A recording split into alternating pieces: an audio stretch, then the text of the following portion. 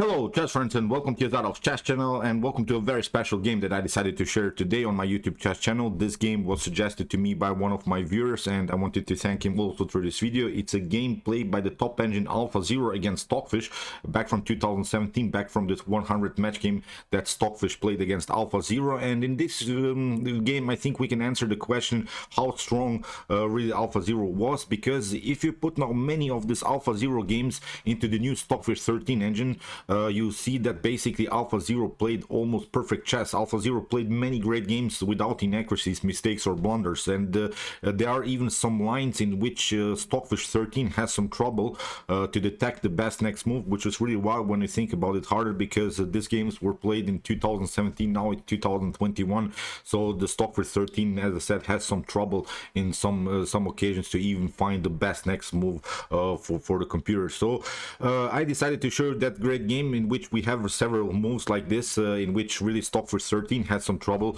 to detect the next best move. When I analyze now many great games played by AlphaZero, I've came to the conclusion that basically AlphaZero only lost games when AlphaZero was forced to play some bad prearranged lines. For instance, we have seen recently the great game between Stockfish and AlphaZero, in which Stockfish brutalized really Alpha in only 22 moves. But we have to agree, I think, that this game was a little bit bad for AlphaZero because the prearranged line wasn't so good, and then of course AlphaZero lost the game. So as I said, when AlphaZero plays normal openings like Louis Lopez Italian, maybe Queen's Indian, Queen's Gambit declined, really the healthy openings in chess, I think AlphaZero was basically unbeatable. So let's check out now this great game between AlphaZero and Stockfish. As I said, this was suggested to me. I'm really satisfied that I've been suggested this big game, because it's really simply a beautiful chess game with tactics all over the board. Be prepared. This is simply brilliant chess. So let's check out now the game. D4 here played by AlphaZero. We have knight to f6 by Stockfish.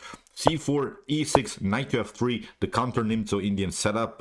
We have talked about these ideas many times. So after bishop to b4, we still have opportunities to play knight to d2 or bishop to d2. We're not vulnerable to this ideas. Bishop takes c3, then we don't have to have this double pawn structure on the c file. So it's a delaying move. We're waiting now black, what's going black to do here, because now we're after move b6 again. We're also delaying again the knight move. We don't want to play knight to c3 because bishop to b4 will happen, although this is a playable line for both sides. But still, my suggestion is here to go into this fianchetto variation, which in my opinion is simply the best way to beat the so-called Queen's Indian defense. Black has played now so far the Queen's Indian defense, and after the move g3 we have a double fianchetto here, bishop to b7 and also bishop to g2. We have bishop to e7, and now castling played by AlphaZero, castling also by Stockfish. So this is a playable position for both sides. This position has been reached millions and millions of times in chess, and now the fun already starts. So we have now d5 by AlphaZero, which is the classical variation of the Queen's Indian defense, and we have already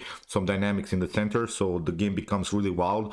What to do here? Of course, black has to react. The best way simply for black is to take here. E takes d5, and now comes knight to h4. That's the tricky part of this line, because of course you cannot take d takes c4, you lose the bishop on b7. So that's why here c6 is the best move for black. And now after c takes d5, we have knight to d5, and what you don't want to do is here this one, bishop to d5 is simply bad for white, because after c takes d5, although black has here the double pawn structure, but it doesn't bring so much for white, because the bishop on b7 is simply now the best minor piece on the board. And even if white captures somehow the pawn on d5, if black, I think, can even sacrifice the pawn with d4 or something just in order to liberate this diagonal, maybe after something like queen to c7 and then queen to c6, black will have a powerful diagonal here. Black will have a powerful battery on light force, and I think white is strategically and tactically lost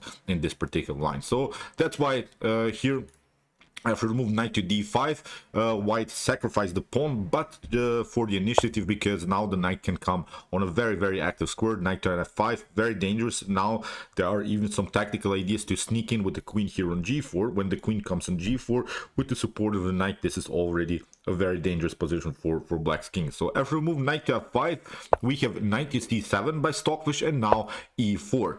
Here, Stockfish played bishop to f6. If you play d5, this position has been played many times in human chess, this particular line. After move d5, we can take e takes d5, here knight to d5, and now knight to c3 is, I think, simplifying the game, because you don't want to take, of course. Here after knight takes c3, b takes c3, the problem is now that the bishop is a little bit loose. When the queens are off the board, you see, then you get first a check, and then we can, of course, take the queen. And the problem is, I think, also in many of these lines, that this bishop on b7 is a little bit stuck always to the defense of the c6 pawn. You cannot advance the pawn. You would love to play something like c5, just in order to improve your pawn structure. So that's why this bishop on g2 will be then the best minor piece on the board. So that's why after move e4, here Stockfish played bishop to f6, but leaves now also the d6 square unprotected. That's the main weakness in black's position. You see, white gave up a pawn, but just in order to create some other weaknesses in black's position. Now here AlphaZero simply occupies the d6 square, and this is now a very powerful knight. In the continuation of the game, bishop to a6 was played, attacking the rook. And when we stop a little bit and evaluate the position, we can agree that, okay, white lost the pawn, but there is a great compensation for that. And the great compensation in this particular line, I think it's this knight. This knight on b8 is now the worst piece on the board. First of all, we should notice that all of the squares for this knights are taken. c6 is here, the pawn on d7 is here, the bishop on a6. So the knight cannot get out. That's the main issue here. And when the knight cannot get out, then of course the rook cannot get out, and that's the huge now problem in black's position. After move bishop to a6, here rook to e1, played by AlphaZero, and now knight to e8, and here e5. In the continuation of the game, we have knight takes d6 by Stockfish, and you don't want to take here queen takes d6, although it seems in the beginning like a great idea to cement a position like this. I think again black can simplify the game with queen to e7. Of course, black loves now the simplification idea, because black is simply up a pawn. Now when we trade off more pieces, the game becomes more and more simplified. So that's why here queen to e7, I think, is a perfect move for black, and white doesn't gain anything here in this particular line. So that's why after move knight to d6, knight takes d6, here AlphaZero played a brilliant move. E takes f6, sacrificing another pawn. We have now queen to f6, and you see now black has now two extra pawns on the d file, on the c file. So black is up 2 pawns, but of course white has now another compensation. White has now a great bishop pair, and the other compensation that white has here is an endangered queen position. The queen is a little bit weird here. You see now what are the main problems in black's position, because after knight to c3, we have now knight to b7, played by Stockfish. If you play something like knight to c4 in order to maybe finally play the move d5, I think you would love to play here d5 from black's perspective, cementing the position, locking here the long diagonal for the light square bishop, then get out finally with the knight, maybe knight to d7, maybe even knight to e5, finally developing all of the pieces. But after move c4, you see we can play simply knight to e4 from white's perspective. After queen to g6, now b3, simply kicking away further the knight to e5. You see we can play f4 and similar stuff. So again, I think white is much better. Knight to d6 are opportunities, then bishop to e4. So again, black has some troubles here around the square d6, so really already a bad position for black. So that's why here after the move knight to c3, knight to b7 was played by Stockfish, again with the idea to play finally the move d5. And here AlphaZero will show now its great attacking skills, because if you lose now, only one tempo here from white's perspective, I think you lost, because black is up 2 pawns, black can regroup, black will find a way to develop the minor pieces, so then the game is over. So you have to be active now. Every move now has to be a great attacking move. And here, as we said, the fun starts. Knight to e4, played by AlphaZero, attacking the queen. Queen to g6 was played, although maybe you could try also queen to d8, but now queen to c2 we can develop. And even if you try try d5, we can play knight to g5, attacking here the h7 square, threatening checkmate. So you would be forced to play something like g6, but with the move g6, you're weakening a little bit the pawn structure in front of the king. There are now several dark square problems, and you gave up already the dark square bishop in an early stage of the game. So now after something like b3, bishop to b2, now I think black could have several problems here on dark squares. Then white would be the one that builds maybe a queen and bishop battle with b3, bishop to b2, queen to c3, and then really trying to attack here further the position. So that's why you cannot do it like this. After move knight to c3, as said here, knight to e4, queen to g6 was played, but now the queen gets more and more endangered. Now AlphaZero uses the weird queen position and simply attacks the position further with move h4. In the continuation, h6 was played, creating some breathing spaces for the queen, because the queen is really locked there. Even if you try something like f5, it's not so good because you get simply h5, simply pushing the queen further.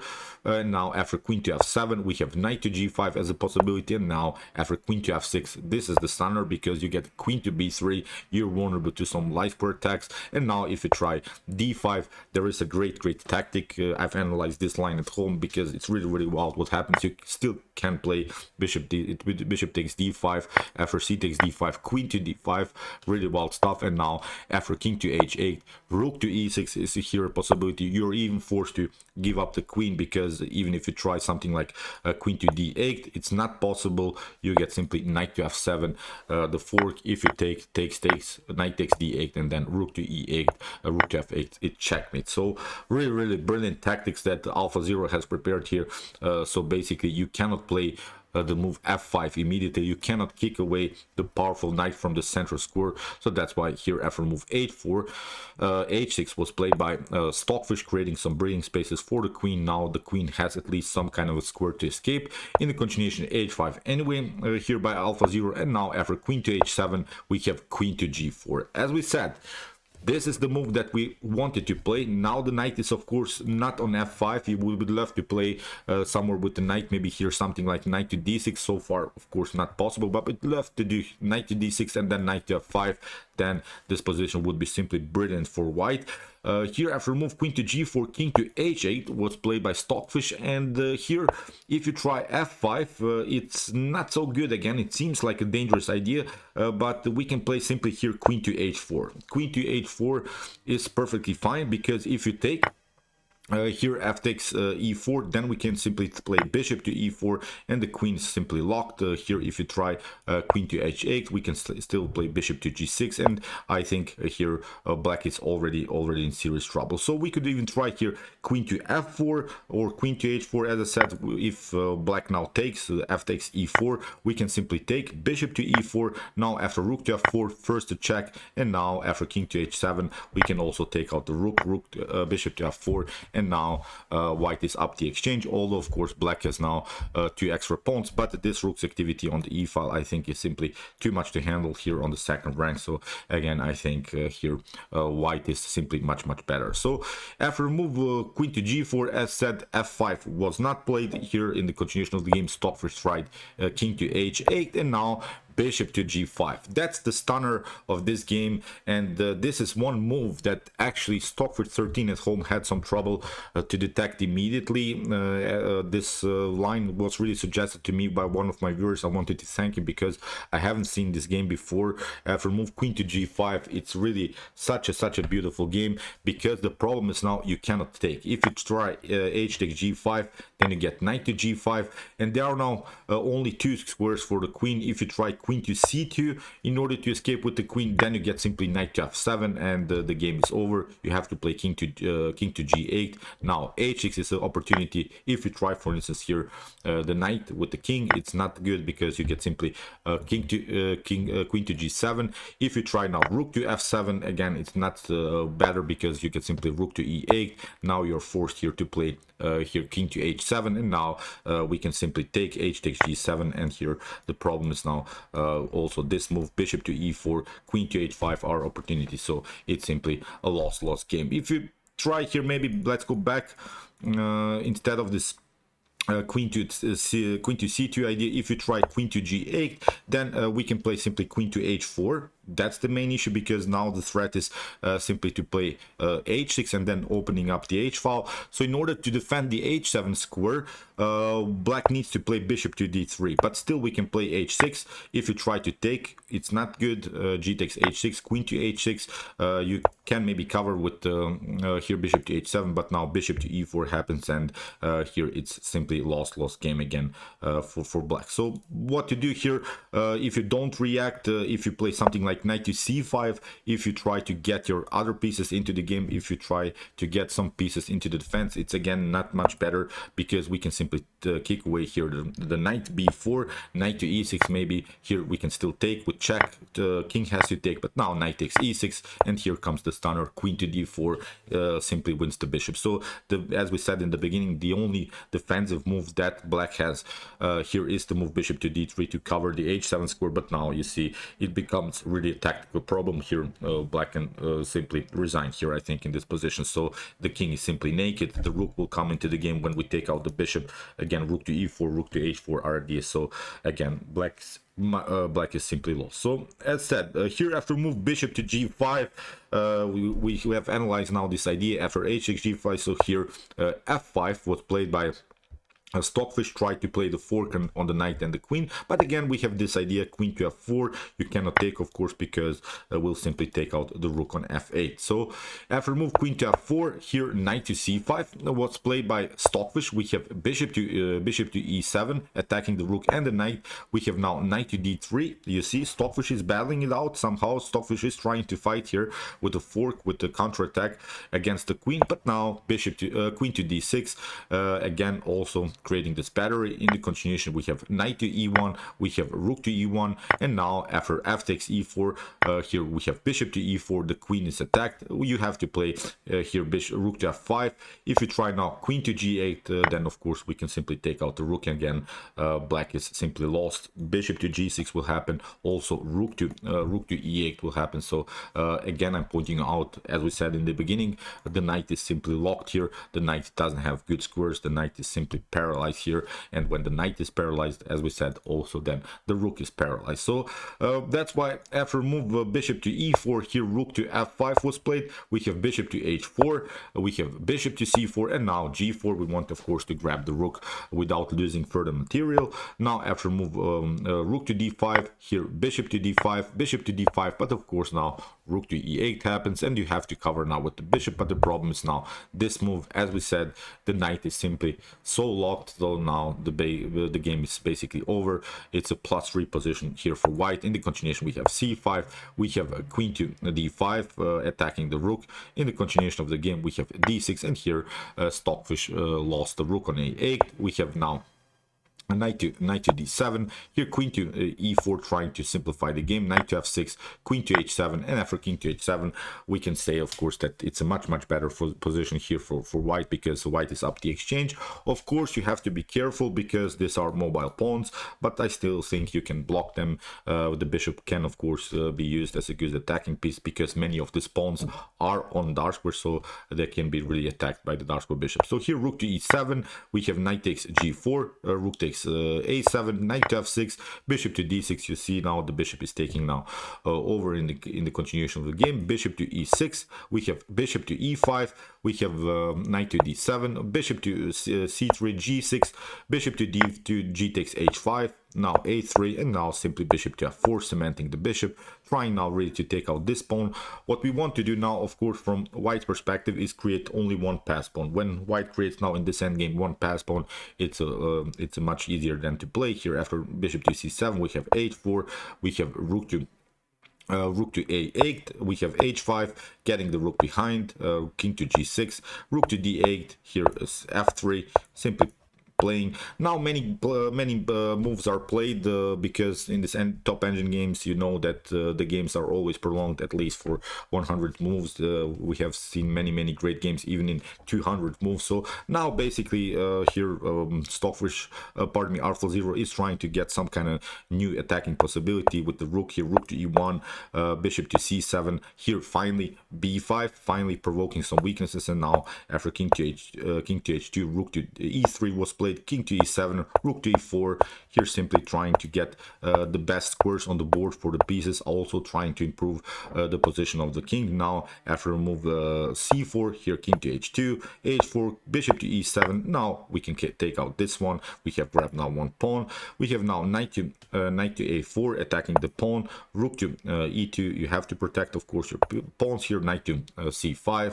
We have rook to e5, and now here finally this bishop can get here on c3. That's the most important defensive setup that you want to do. Bishop to c3, protect your backward pawn, and now this pawn is a long-term weakness, so it's a much better position, as we said, for white. So here bishop to d7, we have king to g3, knight to c1, here simply bishop to c3, here rook to h5, king to e6, here simply playing with the rook. Of course, you don't want to take here from the black perspective this bishop, because if you try knight takes c3, then b takes c3, and you see now all of these pawns are on dark squares. The problem is that black has light square bishop, so you cannot attack any of these pawns. So that's why trading off the minor pieces is not an option here for black. But still, it's a completely winning endgame here. Although you have to play now many moves. Bishop to e6. We have rook to h5, king to e8, rook to e5. Here simply pushing the bishop again. I know it's a little bit boring now to watch this endgame moves, but now f4 here, and now finally after rook to b5, mission accomplished. I think we have grabbed the pawn, and we have now here this pass pawn on the a file, and it's simply winning. So knight to f5 here, simply playing with the rook. I think in one particular moment we can even sacrifice the rook for the pawn, and then simply pushing this pawn further. So here in the continuation of the game, rook to h8, we have bishop to c3, knight to f5, and here simply pushing further, bishop d2, rook to f6, rook to h6, here simply attacking the bishop. As said, in one particular moment I think we have to simply push this pawn, but you see now AlphaZero had a different idea in mind, simply grab many of these pawns. Now let's just watch this move till the end. Knight to d6 here, rook to c3, knight to e4, and here after rook to d3 in this position, Stockfish resigned. So really brilliant stuff. As said, these are maybe a little bit boring moves here in the end game, but let's go back to this monster move here. This was, I think, the stunner of the game. Knight to f5 here, and when the queen get invaded h5, and now queen to g4, and now this was the stunner, bishop to g5. This is really one move that the Stockfish 13 at home had some trouble to detect. If you put now really this move into an engine, it doesn't detect it immediately. It plays something else. It tries here some ideas of b4. b4, for instance, was the suggested move by my Stockfish 13 engine at home. So as said, this is really wild what AlphaZero did back in 2007. Really brilliant chess, and I really enjoyed this game. And as I said, if you put now many of these games played by AlphaZero into the new Stockfish 13 engine, you see now that it played basically really so great chess. So when I think about it harder, it was really wild how strong this engine was back in 2017. So I miss a little bit AlphaZero. I would love to see now a great game maybe between AlphaZero and Stockfish 13. This will be something I don't know, historical. I think we could enjoy really some brilliant games, but of course that's only my dream. I'm sure that's not going to happen, because the developers of AlphaZero, of course, didn't want to use resources just for playing chess. They're using newer technology for maybe more important things, but still AlphaZero was a very important time, I think, in chess, because it was a revolution. For the first time we have seen this neural network concept. It was simply great for chess lovers, and I think in the continuation we can analyze some more games played by AlphaZero. So okay, I hope that you enjoyed this game. I really enjoyed it a lot. If you want to see more AlphaZero, Stockfish, Lila Zero games, here's the link of our whole playlist. There are more than 200 games, really brutal sick chess games. And if you want to see maybe the humans battling it out in their best chess games, check out my best chess games of all time series. Here's also the link. And if you like this content, don't forget to subscribe to my channel. See you soon with some more videos, and chess is the best, of course.